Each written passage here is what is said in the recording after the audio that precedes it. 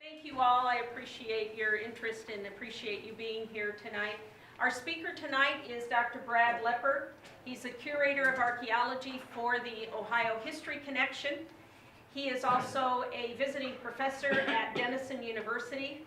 And for those of you that also have an interest in the Ice Age people, that's one of his specialty areas, so you can ask him about that as well. But the one that we're most interested in is about Ohio's earthworks and mounds. And that's what he's going to be talking about tonight. So Brad, thank you very much for coming, and I'm going to turn it over to him. Thank you very much, Lynn. It's a great pleasure to be here tonight to talk to you about Ohio's effigy mounds. This is, Happy Archaeology Month. This is sort of my last event of Archaeology Month. It's been a full month. But this is a poster from a couple of years ago that featured Serpent Mound. So I thought I'd lead with that to remind me to wish you a happy Archaeology Month. So the program tonight is about the serpent and the alligator, Ohio's effigy mounds in context. And those last two words are probably the most important because these mounds have a context. It's crucial to understand the context to get to their meaning, and it may not be obvious, and there's certainly some controversy about their context. So geoglyphs, which effigy mounds are and would be included in that category. Geoglyphs are glyphs on the earth, are common, I won't say common, but they're found throughout the world. This is the White Horse of Uffington in England. This is one of the great etchings on the Nazca Plains in Peru. So it's not an unusual phenomenon for indigenous peoples, different cultures all over the world to engrave things on the landscape that can only be viewed, I guess, in all their glory, from above. And why they would do that's quite interesting. I know there's been ancient astronauts programs that suggest it's done so that people up in space can see them. Well, it may be so that people up in or beings up in the sky can see them, but I don't think they're aliens. And I think the extent to which they can't be appreciated unless you're above them is often overstated. Many of these, the serpent included, can be really intimately appreciated just by walking around them. And the Nazca geoglyphs in particular, we think now, were designed to be walked and experienced viscerally, not simply admired as a picture on the screen. So Ohio's two effigy mounds, and I consider that we have two definite effigy mounds, are Serpent Mound down in Athens County, probably the world's most famous geoglyph or effigy mound, and then the less famous, because it's much less impressive in size and scale, Alligator Mound, and that's in Licking County. I pretty much live within about a stone's throw of Alligator Mound. There have been other mounds that have been proposed to be effigy mounds in Ohio. The one I'm most familiar with is in Newark, and it's the Eagle Mound. We still call it that, even though I don't think it looks much like an eagle. That's in the center of the Great Circle, a Hopewell earthwork. And when you look at that, it's like, some people think it looks more like a bumblebee than a bird, or a bird's footprint, or an arrow. It's not like Serpent Mound. When you look at Serpent Mound, there's just no question that it's an image of a serpent. Tremper Mound, down in Scioto County. Some people have said that's a tapir or a mammoth. This is the Stubbs earthworks. Some people thought this might be a serpent, but there's also this sort of Casper the Friendly Ghost effigy in this area here. These have been pretty much obliterated, so it's impossible to test these. Tremper Mound was excavated by the Ohio History Connection and found that pretty much like Eagle Mound, the shape of those mounds is determined by the structures that were built beneath them. There were timber structures, sort of like, the archaeologist, the late Nomi Griever, probably the world's Hopewell expert, formerly at the Cleveland Museum of Natural History, described these as big houses, ceremonial places used for a variety of reasons, in some cases perhaps cremation of the dead, but also a variety of other things. And they had different chambers built onto them for either clan ceremonies or particular, some particular subset of the society having special ceremonies apart from perhaps the others.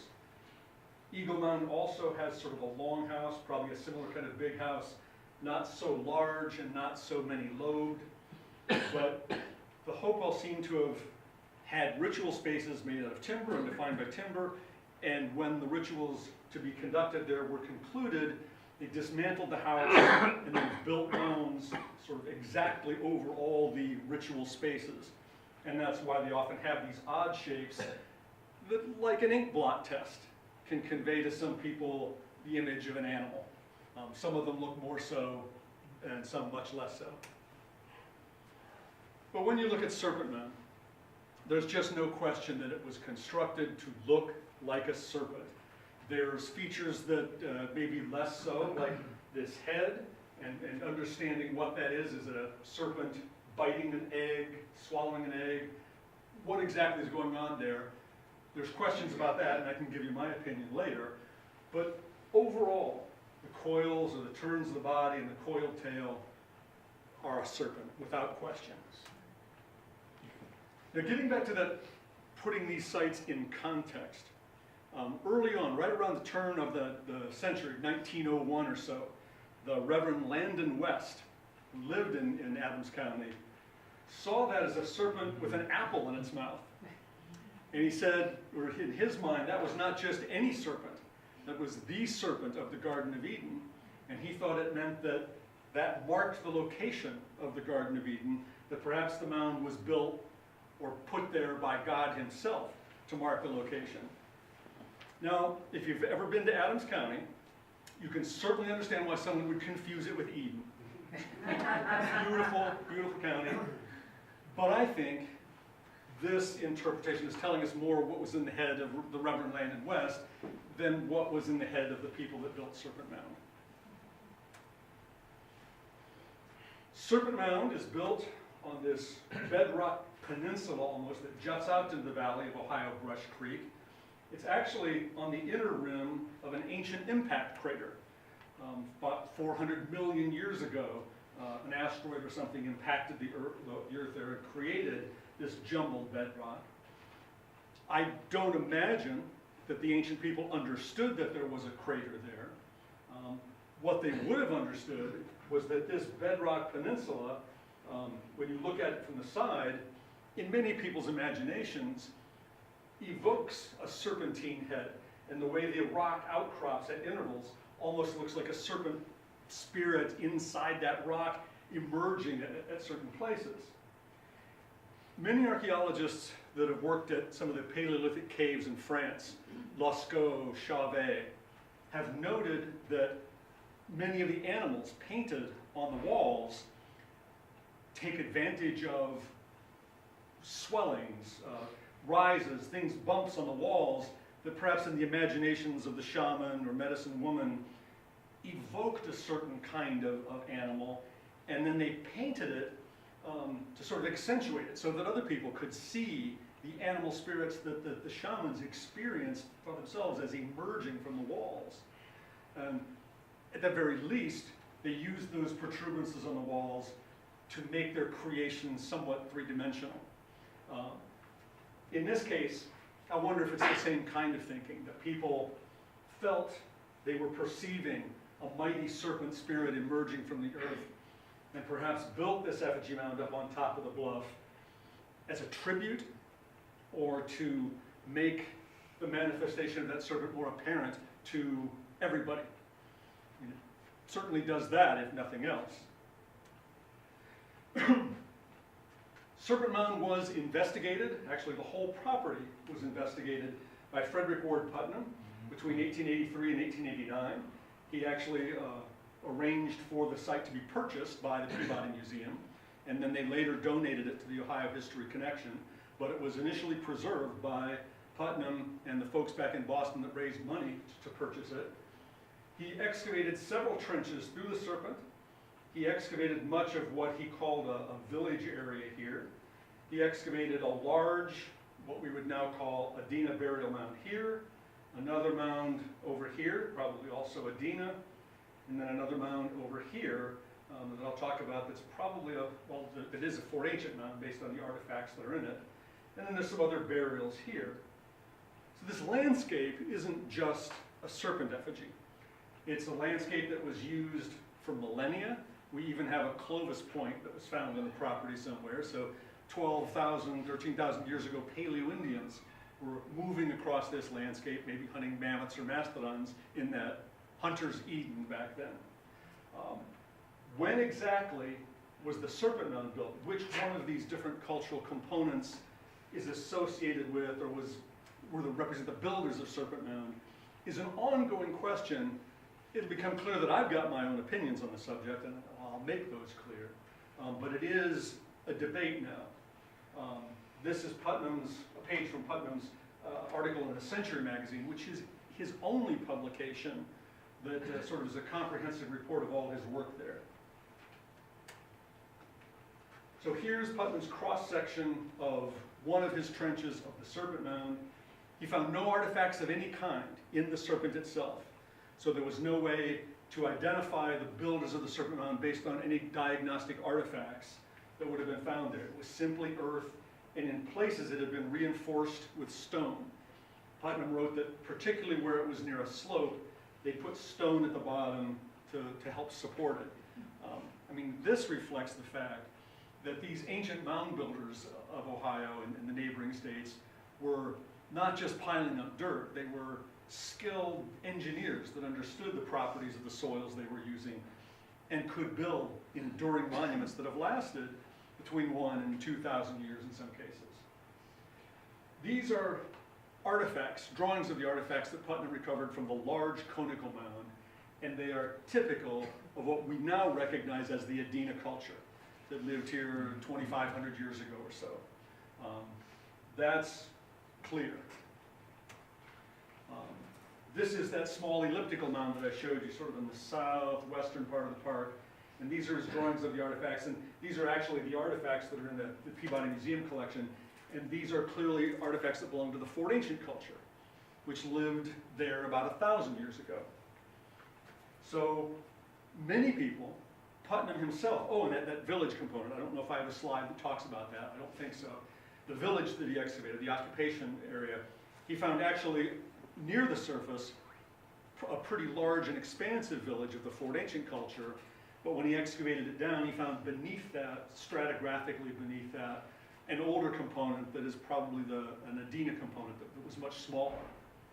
So if you're going to make an argument from association, which is basically what Putnam did, he attributed the Serpent Mound to the people that lived there first. The Adena, what we would now call the Adena culture, but it hadn't been named when Putnam was working. But he thought it belonged to the older component. But he really didn't have a sense of why, except that they built the large conical mound and another mound on the site. And I don't even know if he differentiated this as a separate culture or not. But so he said the Adena, what we now call Adena, built mounds at the site, so they must also have built the Serpent Mound. But really that's simply an argument from association, and you could also say, well, the Fort Ancient built a mound there too. They had a much larger occupation there, so it's entirely possible that they built the mound instead. In 1991, I was part of a team that said, let's answer this question. Putnam had reported an ash layer at the bottom of the Serpent. And of course, back in the 1880s, they knew nothing of radiocarbon dating, and he had took no samples of that ash layer. But we said, if we can go to that, find that ash layer, we can take samples of that ash and get a good radiocarbon date for the mound. That ash would, we think, reflect perhaps burning that took place at the base of the mound. So there would be good association between that material that we would radiocarbon date and the construction of the mound, the initial construction of the mound. So our plan was to do as little damage to the serpent as possible. So we took soil cores along the back of the serpent at various intervals. What we were doing was looking for disturbed earth that would show where one of Putnam's trenches was. And we found undisturbed, I won't say undisturbed, but we found undisturbed mound fill in numerous places. And then in this area, we found a soil core that showed jumbled earth. So where Putnam had excavated a trench and then filled it in sort of promiscuously without doing the layering that the builders had done. So we opened up a very narrow trench and could see that it was definitely disturbed fill. and then we worked it back very, very carefully. That's my rear end there. You can't take a good picture of an archaeologist working. It's just rear ends and elbows, that's all you see. So it's not a flattering view, but it does show us working very carefully back through our trench until we came to the part of the mound that was undisturbed, sort of just beyond the edge of Putnam's original trench. And this is our profile. And we went deep because we wanted to make sure we were at the bottom. And it's our view that this is the bottom of the mound here, and that these layers here are what was left sort of the original mound surface. It's possible that some of this was plowed. Certainly it was jumbled up. There were trees growing on it before Putnam was there, and our tornado swept through and tore up the trees, which probably tore up a bunch of the mound. And then Putnam writes that subsequently people began looting the mound. And that's one of the reasons why he thought it was necessary to preserve it so that it could be taken care of properly. So apparently in this area there was considerable damage to the mound. And then this, from here up, we interpreted it at the time as Putnam's restoration of the mound. And we found lots of artifacts in this fill. And all the artifacts we found, there were pottery sherds and there were a couple of arrow points, and they were all part of the Fort Ancient culture. So whether it was Putnam or somebody later, probably got fill from the village area and used to restore this part of the mound. And these black areas or dark areas here are filled in rodent burrows of some kind. And you never like to see those in the mound you're trying to date, because they can bring in lots of things from other places and mess up your samples. So we were aware of those, we plotted them. We found no ash layer at the bottom, and we were very disappointed because that, we felt, would have been a wonderful thing to date that would have been definitively linked to the construction of the mound.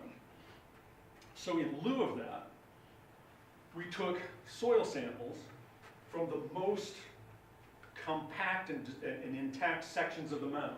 We took one from here, and one from, I thought it was over there, maybe it's that one right there. Separately took those soil samples. This is Dr. Deanne Weimer. I went to school with her at Ohio State University. She's, at the time and now is at Bloomsburg University in Pennsylvania. She's a paleoethnobotanist. So she studies the plant use of ancient people. She looks at seeds and burned squash rind and things found in archaeological deposits and helps to reconstruct the diet of people in these ancient periods. She's even working in Egypt, I guess, part-time, as well as the work she does here in Ohio. So she took those soil samples, put them in water. It's called flotation. Little bits of charcoal floated up in each sample. She extracted them. She identified them as white oak, so they were big enough for her to identify the species. We sent both samples for radiocarbon dating, and they came back with identical dates of 1120 AD, plus or minus 95. Those bits of charcoal then are part of the Fort Ancient component at the site, and we interpret this as evidence that the Fort Ancient people built it. Thank you very much. But they're bits of charcoal in mound fill. Is it possible that the mound was built 1,000 years earlier and that a tree growing on the mound was hit by lightning, burned down, and earthworms maybe took bits of those charcoal down into the ground? That is possible.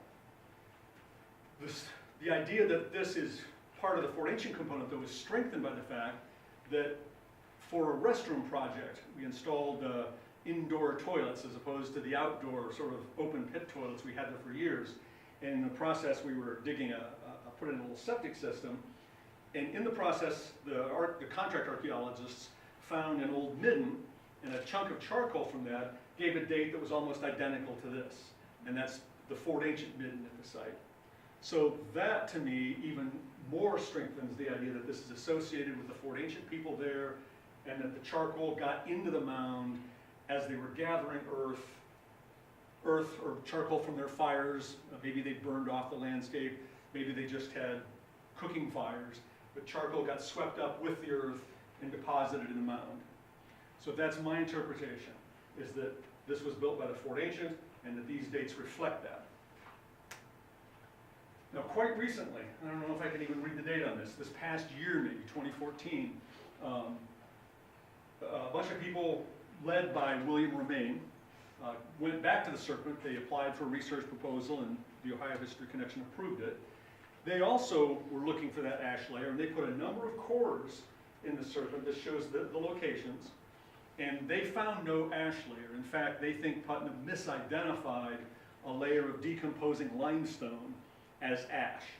So there's no ash, at least not that we've been able to find so far.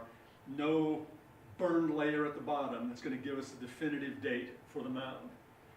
But what Romaine and his team did was they took soil samples. They thought they recognized bits of charcoal, and they took those soil samples. The charcoal was so fine it didn't even, they couldn't identify it as the species. They couldn't date the discrete bits. But they dated the organic sediment at the places where they thought represented the old soil surface that the mound was built on. And they got several dates in the range of 375, 342, 334, so in the 300 range. And then they dated what looked like some dark organic material in the layers of the mound itself. Over here they got a date as early as 630. I think there's another 630 BC date here, which is odd because how do you get older charcoal on top of the younger deposits? Well, I suppose if you dug up something old and piled it on top of it, it might do that. But rather than dating a discrete event, these ages are, there's quite a range of ages, especially if you include the 600 BC dates. Plus, they're not dating actual charcoal, they're dating organic sediment, which, if you would go out in your front lawn and dig up some of the sod and throw it in a radiocarbon dating machine, it wouldn't date to 2015. It would probably date to as much as a century earlier, because what you're dating are the organic compounds in the soil, not any particular cultural event. Nevertheless, Romaine and his colleagues argue that Serpent Mound was built by the early woodland Adena culture, perhaps 300 years ago, possibly earlier. They admit, though, that some of this older charcoal might have been dug up earlier, but I mean, you could make the same argument for some of the other dates they have here.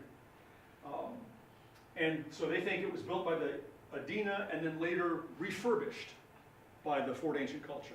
So they think there's a long-term use of the mound by all the cultures represented there, and that it was built, like I say, 300 BC or so. Well, how are we going to figure out who's right here? Well, there's a number of, I guess, lines of evidence we could look at. For one thing, we can look at the other effigy mound in Ohio on the theory that effigy mounds are a thing and were built sort of at a particular time period. Serpent Mound is 1,400 feet long. It's enormous. Alligator Mound, when you put the picture beside it, looks big too, but it's only like 210 feet long. So it's much smaller. And does that look like an alligator to anybody? I've got a theory about that too. Yeah, you have your hand up? No, I just said. Oh. Yeah, but I've got a theory about why it's called alligator, even though it doesn't look much like an alligator. For one thing, alligators can't curl their tail like that, and alligators don't have little round heads. Some people think it might be an opossum, and that this sort of fifth limb with a stone altar on it might be the pouch turned inside out, or symbolically. I don't know about that. But I've got my own ideas about what that might represent. Here's the earliest aerial photograph of the alligator, and it has a very similar topographic context. It's on a hill that juts out into the Raccoon Creek Valley near Newark. So it's on this hill overlooking, the Raccoon Creek is out here. On the top of the hill, sort of looking out over the valley. Serpent Mound, I didn't talk much about the oval, which I interpret as it has its eye rather than as an egg in its mouth, but it had a stone altar in the center of that eye or egg. on which there was evidence of burning.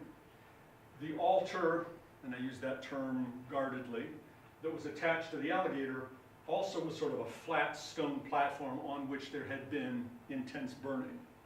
So lots of similarities between these two things, even though this one's much smaller and doesn't have an eye with the altar. So there are differences, but I think there's remarkable similarities that suggest a connection. So here's what it looks like today.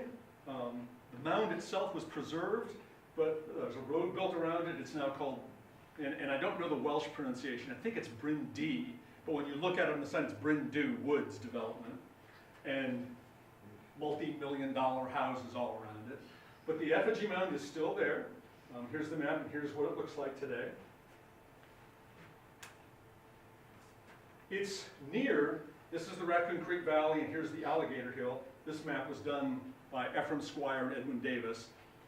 That early map of the Serpent I showed you was also Squier and Edwin Davis. And both of those were published in Ancient Monuments of the Mississippi Valley, which was the very first publication of the Smithsonian Institution in 1848. And that speaks to the importance of Ohio's mounds, not just in the history of Ohio archaeology, but in the history of American science. So this problem of who built the mounds isn't just sort of tormenting me, it was tormenting the earliest scientists in America. Next to, or nearby the Alligator, is the Newark earthworks, where I have spent much of the last 25 years or more of my career working. And many people argued that because Alligator Mound is near the Newark earthworks, it must be Hopewell. Just by association, the Newark earthworks were built by the Hopewell culture sometime between 100 BC and, or probably even narrower than that, sometime around between AD 1 and maybe AD 400. So without any other context other than it's nearby, it's actually about probably 5 miles away, maybe it's Hopewell. Well, myself and some of the same people that worked on the Serpent Mound project decided to go to the Alligator. The Alligator's been plowed down considerably from what it was originally, and perhaps if it wasn't plowed down, it's been trampled a lot by cows that used to live on there. But we decided to go there and excavate a trench into the most intact part of it. Now actually the way this started, the left front paw was damaged early on. Squier and Davis show it there, but shortly after Squier and Davis left, the landowner had been mining stone underneath it in the ridge and had undermined the paw, and a bunch of it collapsed, and Squier and Davis got the landowner to stop quarrying stone there. So its front left paw had been truncated. Well, when it became a park, it was donated by the land developer to the Granville Historical Society, no, the Licking County Historical Society. Then the landowner was sort of building the road around it, the developer was, and was grading off, and actually graded off a little bit more of the paw to sort of smooth the hill. And I visited it shortly after, and there was like a wash of charcoal coming down the hill. Wow. And I went, well, this will be a wonderful opportunity to date it, because you've got maybe a charcoal layer. Took samples of it, and the samples came back, I don't remember the exact date, it was a historic date. It was like 1600 or 1700. And what we sort of ended up concluding was that it was so close to the surface, it was subject to contamination, and so we don't really take that date seriously, although it could be true. But what we decided was it wasn't going to convince anybody because of its context and because it was from so close to the surface. So we decided and got permission from the Licking County Historical Society to excavate a small trench into its left armpit, which is like the highest part of the mound surviving. We could get good context sort of at the bottom, and there'd be a lot of earth above it to have insulated it from possible contamination. So this is our trench. Here's a profile showing that at one point it had been faced with stone, but then earth added onto that. But here we are sort of on the stone facing. We continued our trench beneath that, so that it's not a stone mound that was just a stone facing over it. We got deeper, and this was the end of our trench, and came on a small stone mound at the bottom. So we speculate that perhaps it was initially designed by putting a bunch of stone mounds, and these are small stone mounds, about this tall in its entirety.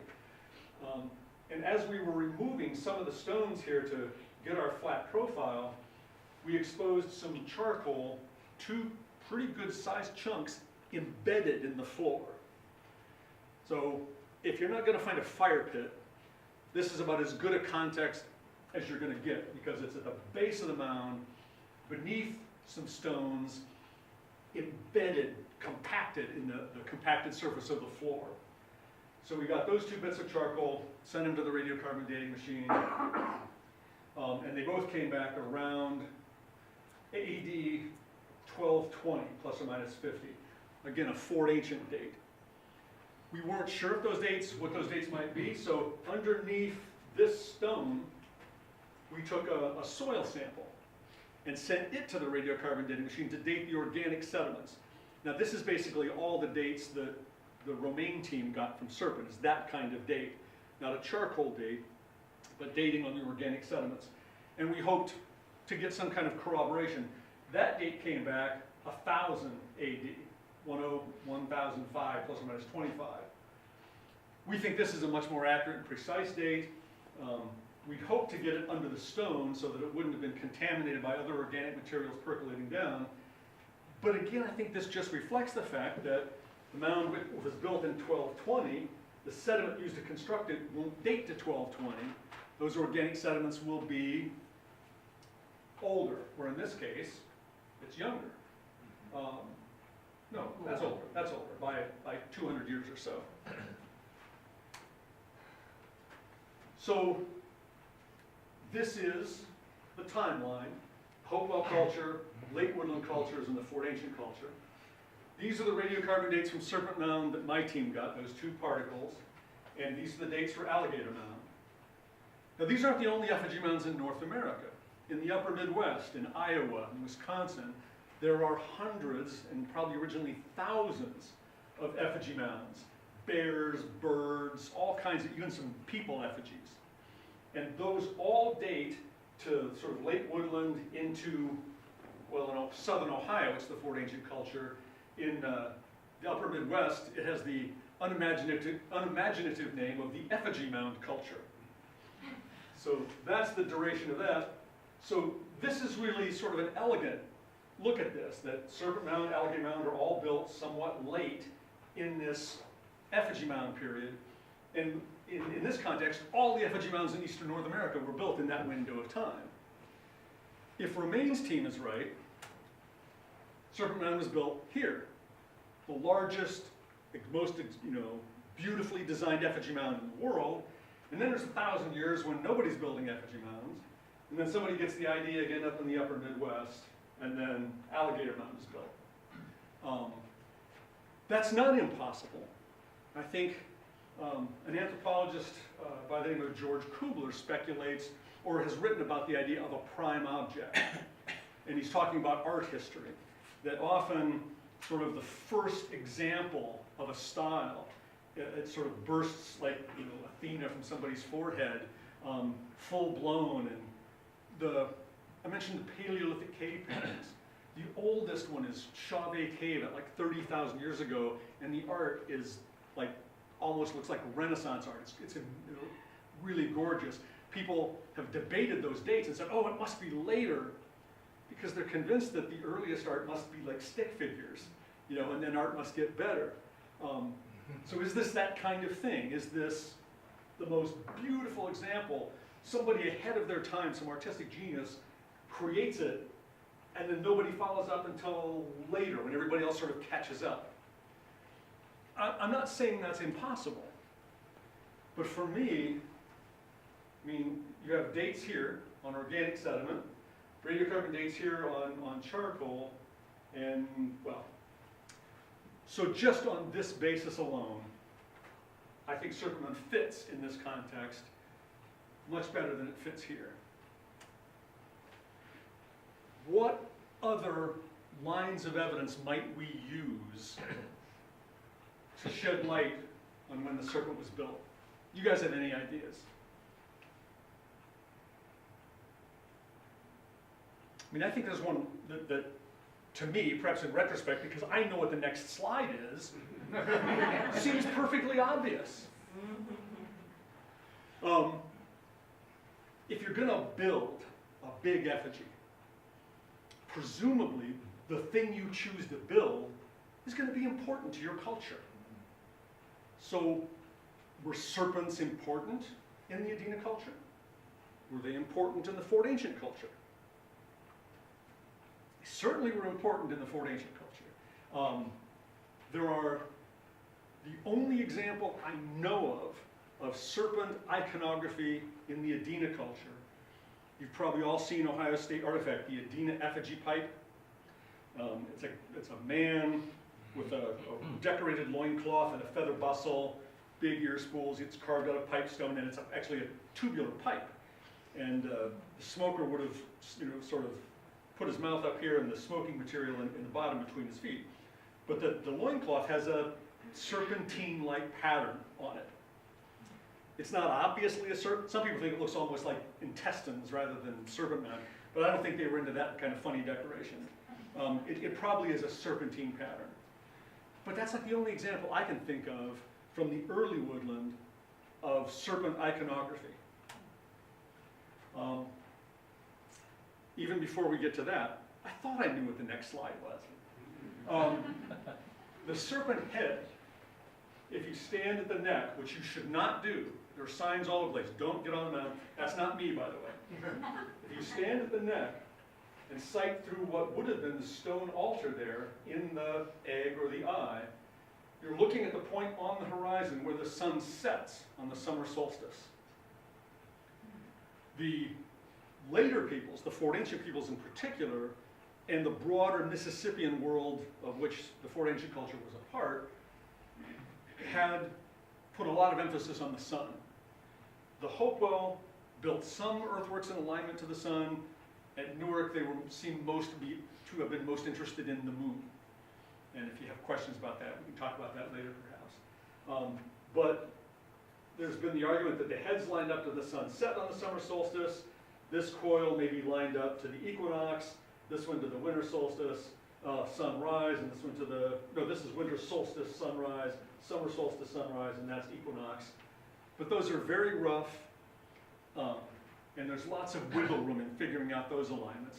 But I've been there to watch that one, and I'm firmly convinced that the serpent is lined up to the sunset on the summer solstice. Do you think that it's possibly migration patterns that they are trying to keep track of, or are these agricultural peoples? To some extent, it depends on who built it. The Fort Ancient culture were intensive maize agriculturalists. The Edina people were the first people in Ohio to be cultivating plants, but they weren't growing maize. Maize hadn't made it up into Ohio yet. They were growing a bunch of local plants like sunflower, goosefoot, plants that are called the Eastern Agricultural Complex.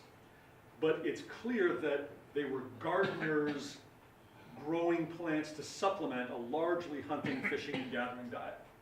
So I would not call the Edina farmers, although they were cultivating some plants and growing gardens. But I think they were still moving around. I think they'd plant their garden of local plants, go off and come back in harvest time and then harvest them. Hopewell were a little more focused on farming. Their communities may have been a little more sedentary. But by the time you're at Fort Ancient, and the best example I'll show you in a minute is Sunwatch Village in Dayton. It's been a Fort Ancient village that's been completely excavated and restored. So you can go walk in the buildings, look at the hearth. It's like the colonial Williamsburg of ancient Ohio. So if you've never had a chance to go to Sunwatch Village, I highly recommend it. This is one of the two Kern effigies, stone effigies. The guy that John White, the late John White, he was at Youngstown State University, that excavated them, believed they were serpent effigies. And I've seen them, and they don't have the same sinuous nature of Serpent Mound, but they do have these big limestone slabs at one end that really do look like a rattlesnake's tail. And John White says it has this shape because if you put a stake at the end, and he never found evidence that there had been a post set there were no post moles there. But if some shaman or medicine woman, medicine man stands with a big pole at the end of that, on the summer solstice sunrise, the shadow cast by that pole follows that track. And the other Kern effigy is lined up to the winter solstice sunrise. And they're very close to each other, and these are down in the valley below the Fort Ancient earthworks. Now, the Fort Ancient earthworks actually were built by the Hopewell people. This is a confusing terminological thing. The earliest archaeologists working at the Fort Ancient earthworks found in a portion of the site a village that was different from any village they encountered before. The pottery and the stone tools didn't look like Hopewell artifacts. So they decided to give that culture a new name, and the traditional thing is to name it after the site. So the Fort Ancient culture was named for the Fort Ancient site, and they actually believed at that time that the walls were built by the Fort Ancient people too. What we now know is that the walls, 3.5 miles that surround this hilltop site in Warren County, were built by the Hopewell culture. And there are Hopewell occupations there too, but 1,000 years later, a group of Fort Ancient people built a village inside that. And that confusion is just, has resonated from then on. So there's the Fort Ancient earthworks that are Hopewell, and the Fort Ancient culture, which is 1,000 years later. Somebody needs to sort this out. But, so these, even though they're in the valley below the Hopewell earthwork, date to the Fort Ancient culture, around AD 1200. The sun is really important. Cahokia in Illinois has these wood henges that has all kinds of dates to the summer solstice. It makes sense for agriculturalists to be focused on the sun because that's your planting and harvesting calendar. All the ceremonies associated with those things are timed to the sun. So the sun is hugely important in Mississippian times, which Fort Ancient is a part of that time. And the sun is clearly important for Adena and Hopewell people too, and there's probably alignments to that, but it's mixed in with a broader interest in the sky, including the moon. The Mississippian folks don't seem to have spent much time thinking about the moon. They were focused mostly on the sun. And this is a painting of Sunwatch Village in Dayton, occupied between, well, actually the whole late prehistoric period is from 900 to 1550 AD. This is one of the reconstructed huts. At the very center of the Fort Ancient village, there are these giant cedar poles, one in particular, and then a couple of supplementary poles, that turn the whole village into a sundial. On important dates, like the shadow when the sun rises will be cast right through the doorway of the chief's house. Yeah. It's just remarkable. And then in this village, there were graves, sort of, there's the houses, and then there were workshop areas, and then there was a ring of graves, and then there was this open plaza where they would perform the cemetery, or perform the ceremonies. And then there was a wall around it, and the maize fields would have been outside the walls.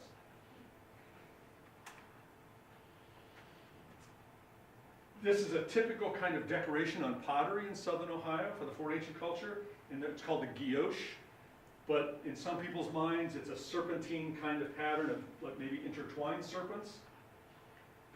This is a sandstone tablet. It's in the collections of the Ohio History Connection. It actually comes from a mound in Mississippi that shows two intertwined serpent monsters.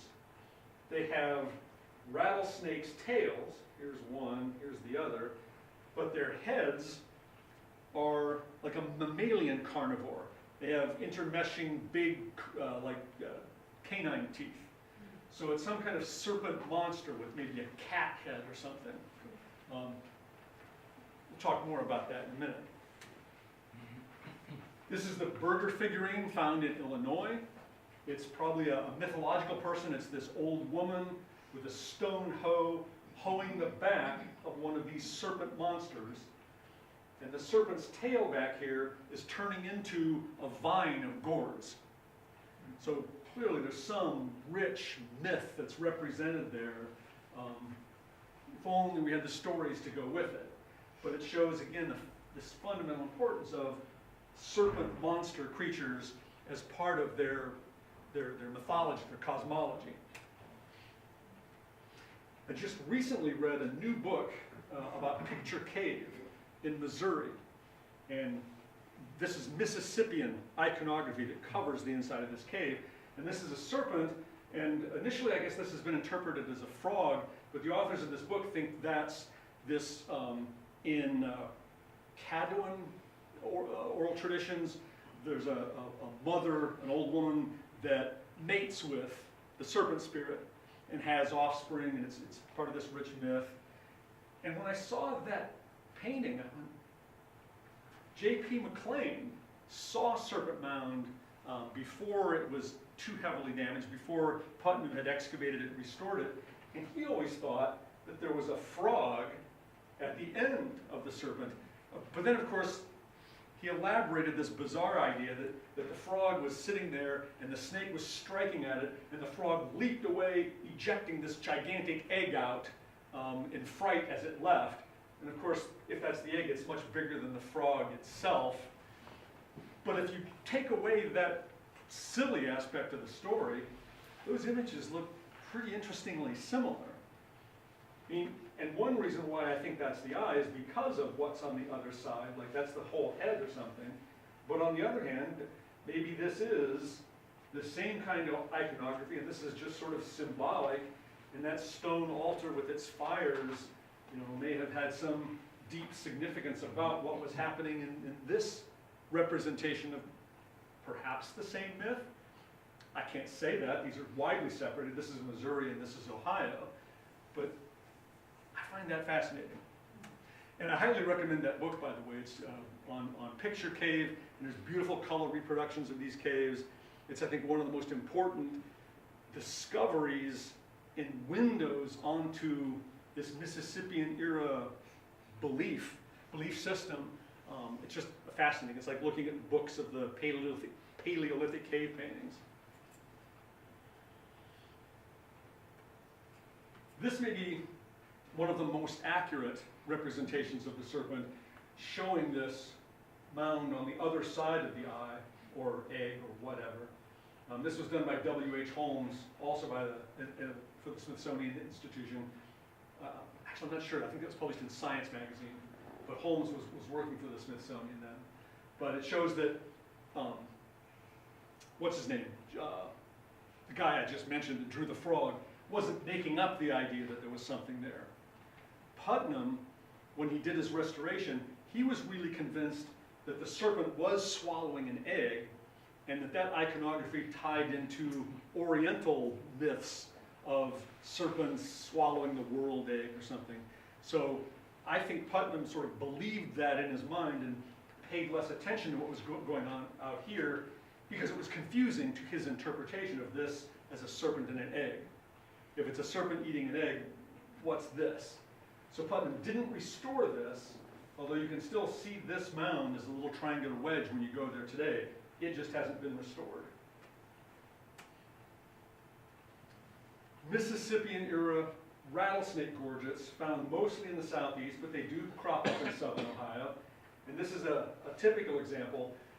It's an abstract sensibility, but it does show sort of a serpent's head with a big eye. In this case, it's round with concentric circles. Before I saw that sort of glyph of the snake and the woman, this is how I envisioned Serpent Mound's head, with this exaggerated eye. Now, why would they exaggerate the eye so much? Probably for beliefs associated with the eye. Serpents don't have eyelids. Their eyes are always open. There were, I think, myths so that serpents would hypnotize their prey before they would strike them. So the eyes are sort of a very spiritual thing anyway. So this may be just a way of emphasizing that those eyes are, you know, pools that allow access to other worlds, other energies or something. But it's clearly abstracted. It's not a very naturalistic rendering of a serpent rattlesnake head. And neither is Serpent Mound's head a naturalistic representation of serpent serpents, regardless of how you interpret it. These are decorations that are also found on the rims of Fort Ancient pottery, and they're often thought of as salamanders, but when you compare it to what the effigy mound of the alligator, it looks remarkably similar, which of course, this is well dated to that period, so whatever that represents, I think that represents. So what are we talking about here? Putting all these historic era understandings of American Indian cosmology, and especially in the eastern woodlands, but beyond, many of the western tribes have echoes of this too. They think of the cosmos as generalized 3 layers. In some groups it's 9 layers, in some it's perhaps even more, but in general, the cosmos is composed of 3 layers. The upper world, the sky world, the abode of the thunderbirds and bird spirits. The lower world, let me get to that in a second, I'll save that for last. The middle world where we live, this island Earth that floats either on the back of a tortoise or perhaps without a tortoise, just is situated in the center of this world ocean that goes underneath us as well. That beneath world is the abode of 2 principal spirits, the great horned serpent and the underwater panther. These are representations in rock art of the underwater panther. This one's from Ontario, this one's from the Ohio River on the West Virginia side. This is the Piasa in Illinois that Joliet and Marquette saw as they were paddling along the river, and they did a drawing that's not survived. This is a somewhat later drawing based on their descriptions. This is also a petroglyph along the Ohio River that I find fascinating because it has sort of the same representation as the alligator. And here the tail is this spiral, this hypnotic spiral, perhaps a whirlpool. And many of the particularly Ojibwe traditions about the underwater panther is that it had this long tail that it could use to whip up whirlpools and drown the unwary or the impious. There are stories of Native Americans with a trader crossing Lake Erie, and a storm is building up, and they'll throw a copper kettle over the side as an offering to the underwater panther, not to eat them. For me, I've always grown up with dogs. It's horrifying. They would often offer a dog. They would tie the dog's legs and throw it overboard as an offering to the underwater panther. You know, eat my dog, don't eat me. But when children, would end up drowned along the bank, they would say the underwater panther took them. Or if people drowned and disappeared, they would say the underwater panther ate them. And you could only tell in many tribes underwater panther stories during the winter when the water was frozen over. You couldn't tell them in the summertime, in the spring when the water was available or open, because just talking about that spirit would evoke its presence.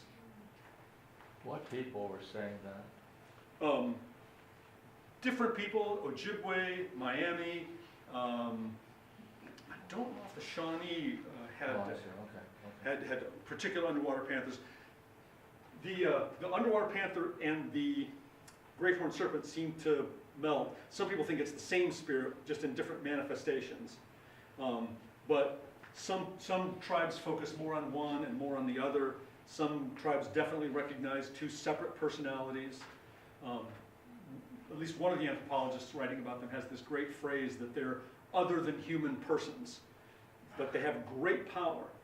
And both the Thunderbirds and the underworld beings could be asked for power, supernatural power. And there's one really powerful Ojibwe story of a shaman that wanted to seek power from the underwater panther, and he dreamed that he was standing at the shore, and the underwater panther rose up out of the water and said, "What do you want?" And he said, "I want power."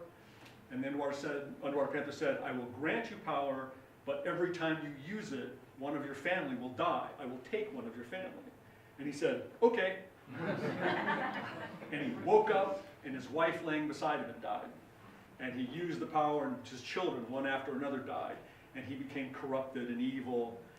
And some people associate the underwater panther and that underworld with the devil. I mean, the missionaries in particular would say, oh, the upper world is heaven, and this underworld is the evil underwater panther. And it's true that in many of these stories, the serpent and the underwater panther are beings to be afraid of, and they have some malevolence. But on the other hand, they can be invoked to bring rain for the crops. So they're essential. And I think the sense of danger is like that it's an electrical outlet, right? And you tell your kids not to put their fingers in it because it's dangerous, it could kill you. And I think that's maybe the sense in which these spirits are dangerous and harmful. If you don't know what you're doing, you can get hurt by trying to access that power that you're not supposed to.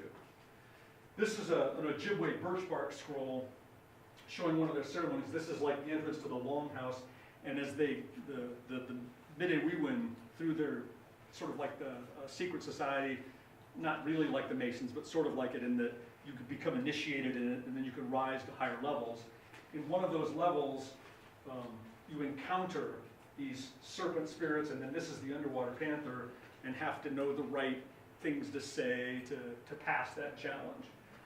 And in some cases, you then get access to their power. So, horned serpent, underwater panther.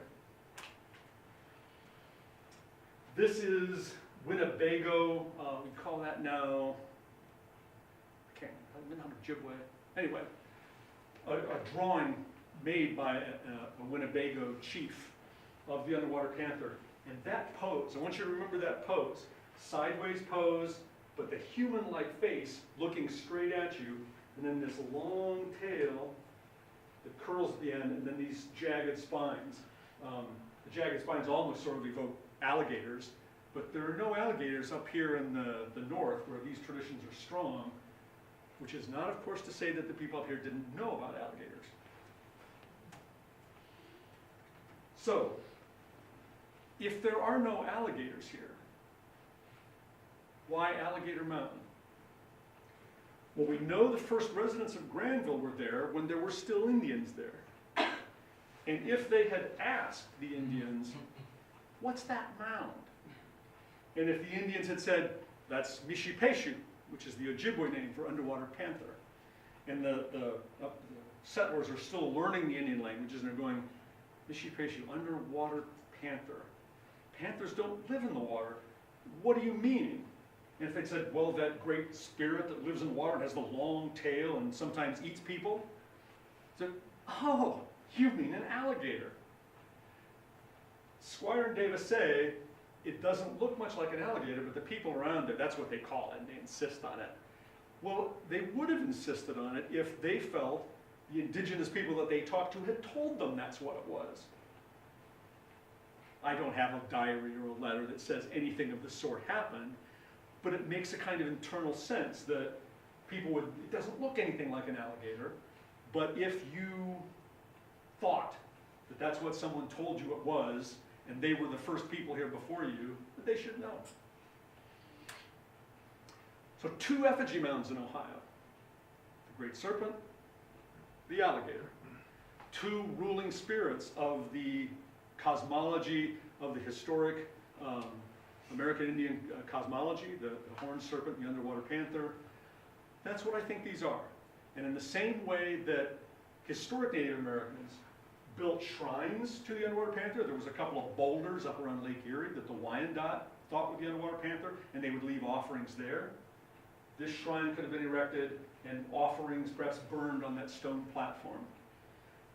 I think both of these, both the serpent and the alligator, are shrines to these powerful underworld spirits, and those spirits do not seem to be prominent in the art and iconography of those cultures until the Fort Ancient culture, the Mississippian period. So for me, that's the context in which these mounds fit. The radiocarbon dates we've got on actual charcoal from the mounds support that. The new dates that suggest it is indeed a mound after all, as was originally thought, to me aren't definitive. Because they're not on charcoal, because they cover a wide span, and because they're, well, I made the point, not on charcoal, they're on this organic sediment. And we don't know what they're dating. Radiocarbon dates are only as good as their context. If you have a fire pit, and you have charcoal in the fire pit, you're dating when the fire burned in that fire pit. If you have a speck of charcoal in a mound, like my team discovered, well, you're dating when that charcoal burned, but the question is, did the burning of that charcoal have anything to do with the construction of that mound? I think I've made an argument of how I can connect that to the mound, but I have to make an argument. It's not intrinsically linked to the building of the mound unless it were on the burned surface at the bottom of the mound, like the charcoal at the bottom of the alligator. So understanding the context of what you're dating is crucial.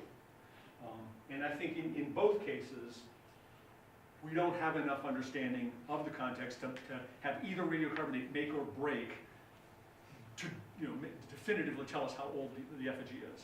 So we look at other things. Who else is building mounds? The serpent was important to the people that built that gigantic mound. What culture in that spectrum of cultures were serpents important in? And all of those things line up in my mind with the Fort Ancient culture in southern Ohio. They're in that region. The alligator is on sort of the northern edge of the Fort Ancient culture, but the Serpent Mound is pretty much in the heart of the Fort Ancient culture, and it has a Fort Ancient village right next to it. So that's how I interpret these sites. And I think that's the last slide. I want to thank the Licking County Historical Society for permission to conduct the excavations at the Alligator Mound. Doug Payne and Ed Fisher were volunteers who worked with us that paid for the dating, and they said, we'll pay for the dating if you let us volunteer and help. And we said, well, what a deal. We get free labor and your money to date the mound. The Ohio Archaeological Council and the Archaeological Society of Ohio provided funding for radiocarbon dating of the Serpent Mound samples. Of course, I want to thank the Athens County Historical Society and Museum for inviting me here, and the Ohio Humanities Council for their partial sponsorship of the program. So now, I'm sure if you're like me, you've got 100 questions. I can't answer 100 questions tonight, but I'll be happy to answer a few. I was going way back to the beginning. Are you Yeah, you go ahead. You were talking about layering of the soils? Could you expand on that a little bit? Different kinds of soil or what? In some mounds, yes. In some mounds, there's clay and sand and different layers, perhaps reflecting prepared floors. The Great Circle that I excavated a trench through in 1992 had bright yellow-brown loam on the inside of the circle and dark brown sediment on the outside. So the colors had some kind of symbolic importance for the outside of the circle versus the inside of the circle. But just sort of more broadly, that understanding, and I think I was talking about that in the context of the serpent, in which they used stone in some places to make it especially stable. But when I excavated the serpent, and even in Putnam's drawing, you can't see much layering there. So there it's largely the stone in some places, but not in all places. That it was, I think, was the point I was making there. Yes, you had a question. Yeah, no, you say there was a village there, a Fort Ancient village near the Serpent Mound. Yes. So do you have any idea how big a village that was? It was, I probably could go back to that slide, relatively large, and Putnam said when he was there, when it was plowed, it was just black. Somebody talked about even being able to see concentrations, I think they called them teepee rings or something. But you could just walk over that and pick up pottery sherds and arrowheads and all kinds of things in that area of this dark, middeny soil where the village was. And then when you get outside that, there would be very few artifacts. But I can't give you spatial dimensions. On that map of Fort Ancient, though, it had the area that Putnam had defined as the village area.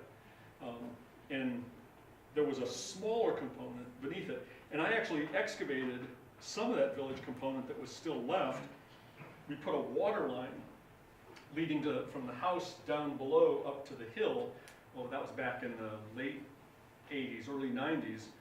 And I assisted there with that peripherally. I dug about 3 units up there. And in all of them, I hit Fort Ancient features. Features that had bone and artifacts in them. Probably storage pits that had turned into garbage pits. So the village is even probably larger than what Putnam thought. And a big chunk of it's underneath our parking lot up there now, so. So what about, since there was a Dina there also, Mhm. was their village very large? Putnam says it was much smaller. So if like this is the layer of the Fort Ancient Village, I imagine it to have been a much smaller component.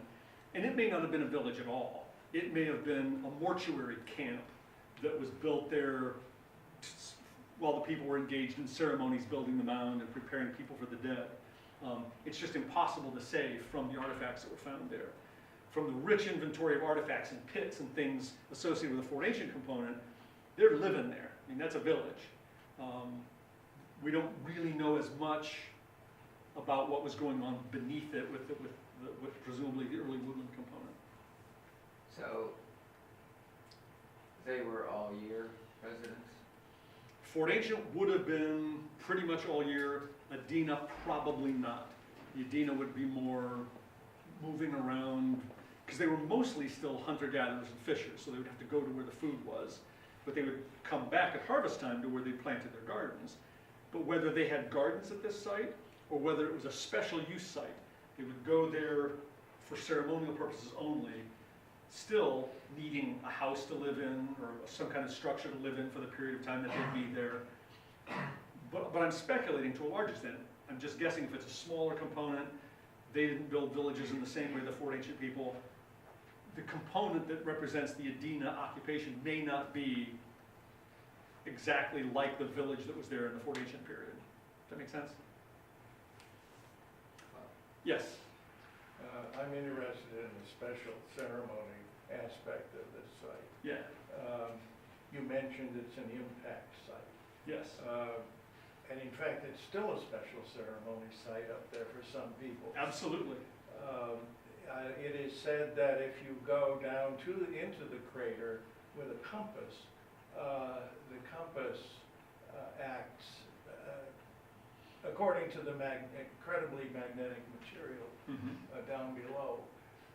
It is said that there are energies that can be felt at the mound. The head of the mound faces the crater, I believe. Maybe. Yeah. I mean, it's on the inner rim of the crater, so wherever it faced, it would be facing some part of the crater. Yeah. Well, I'm suggesting that peoples who are perhaps more acclimated to the outdoors would be sensitive to those kinds of energies, and therefore this may be a reason that this effigy was constructed there, and perhaps it's really a religious site, feeling that something happened there, something creative or something huge happened, and indeed it did. I can't say that that's not possible, but they wouldn't have had compasses to see what the compass did, but perhaps, who knows? Yeah. Birds follow magnetic parts, magnetic fields in their migration patterns. I don't know that people have ever been demonstrated to do that, but whether the people recognized there was an impact crater or not, the landscape was very different. The rock was jumbled, it looked different. For me, the crucial thing is that bedrock cliff. It's a remnant of the crater, but that may have even looked like a serpent because of the turmoil of the rock that had been churned up. I don't think it's probably an answerable question to know if they knew there was an impact there or felt energies there that would have drawn them to that particular location. But it's an interesting thought to consider. Any other questions? Right here. Yeah. At some point, you have to throw us out. Her first, and then you. I'm wondering, you were talking about what you think may be a correlation between the Mississippi figure of the old woman with Yes. the serpent and a possibility of a similar kind of thing happening with the serpent mound. So if in fact it was a woman and this is some kind of creation myth, is that what this is? I'm not clear in my own mind, but something like that. So some powerful, perhaps creation origin myth related to that, yes. And then we have the solstice. So why? Not convinced that I know the answers to that, but the arguments I've made about the octagon the Newark's octagon and why it's linked to the moon, which has no particular economic reason to line up anything to the moon. It's an 18.6-year-long cycle, so it doesn't determine planting or harvesting or anything like that. But in that case, and perhaps in the case of the Serpent with the sun, I think it's lined up to those astronomical events as a way of linking itself to the sky. And I talk about the octagon as being almost like a gear, at least a metaphorical gear, that the teeth of the gear link with the teeth of the gears in the cosmos, so that the calendar is a secondary function. It's just making a sacred place more sacred by lining it up to the cosmic rhythms. Yes? A small number of people would have taken a long time to build it. Yes. And of course, a larger population could have built it in a shorter period of time. Yes. Has anyone tried to calculate the man hours or the amount of labor that would go into that? I think it would be relatively easy to do, but I've not gone there simply because what you say, if there were a large number of people, it could have been built in a relatively short time. If it were fewer people, it would take longer. And we don't know how many people participated, or if they worked for 1 month of the year, or if they worked for 6 months of the year. But it would be interesting to know, like you say, how many person hours it would take to build. And I've not done that, and I've not read anybody else do that exercise. You know, the mounds would have been much larger 1,000 years ago than they are now, right? They would have been somewhat larger, but the National Park Service many years ago did a study of Revolutionary War earthworks and found that when they get a vegetation mat on them, they don't much deteriorate. Oh. It's almost, a colleague of mine, when he's giving interpretation, he says, it's almost like having a self-renewing roof. And only when like a tree grows on it and then falls over and rips it out and exposes the bare earth does erosion become a significant problem. So the earth, there's undoubtedly been over the millennia some diminution of the mounds, but maybe not much. Well, I think probably you're going to throw me out now. No, that's okay. Thank you all very much. Thank you.